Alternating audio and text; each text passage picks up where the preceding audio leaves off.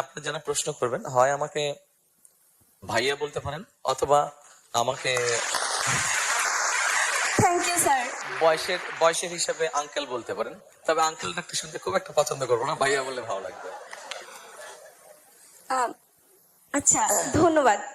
আচ্ছা ভাইয়া, 2020 সালে করোনা টাইমে আমি মাশরুম বিজনেস শুরু করেছিলাম আমার ফ্যামিলিতে, কিন্তু মূলধন স্বল্পতার কারণে আমরা দীর্ঘদিন চালিয়ে যেতে পারি নাই। আমার মতো হাজারো তরুণ আছে যারা শুধুমাত্র জামানতবিহীন যে ঋণের ব্যবস্থা, সেটাতে কিন্তু খুবই জটিলতা, যেটা আমরা বইতে পড়ি, বাট বাস্তবতাটা ভিন্ন। কারোই কিন্তু জমি বা ওরকম থাকে না যে যেটা জমা দিয়ে জামানত যুক্ত ঋণ নিবে।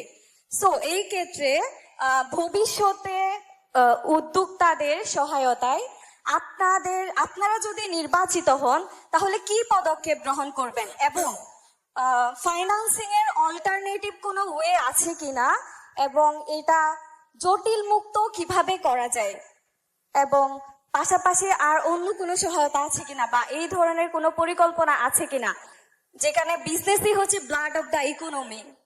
Thank you so much. Thank you. দেখুন, আপনি যে বসেন, আপনি যে উদ্যোগের কথা বলেছেন, যেটা আপনারা কোভিড সময় নিয়েছেন, বাংলাদেশে এরকম বহু ছোট ছোট উদ্যোক্তা আছে।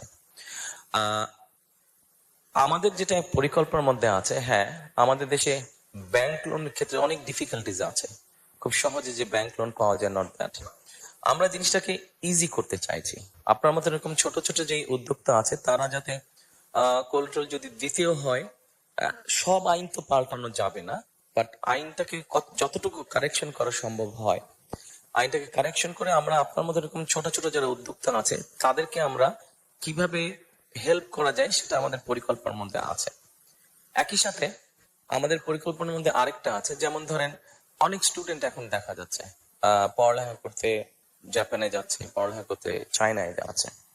আমাদের একটা চিন্তা ভাবনা আছে যে অনেক সময় অনেকে যেতে পারে না, তার হচ্ছে ভিসা ফিস অথবা তার প্লেনের টিকিট, এটা এনা ফ্যামিলি সাপোর্ট দিতে পারে না। আমরা এখানে একটা চিন্তা ভাবনা করছি যে এরকম যারা আপনি যেরকম ছোট উদ্যোক্তা, আপনি যেরকম সাপোর্ট চাচ্ছেন, ঠিক একইভাবে যারা পড়ালেখা করতে যেতে চাচ্ছে তাদেরকে স্টুডেন্ট লোন নামে কোন লোন দেওয়া যায় কিনা, এটা আমাদের একটা চিন্তা ভাবনার মধ্যে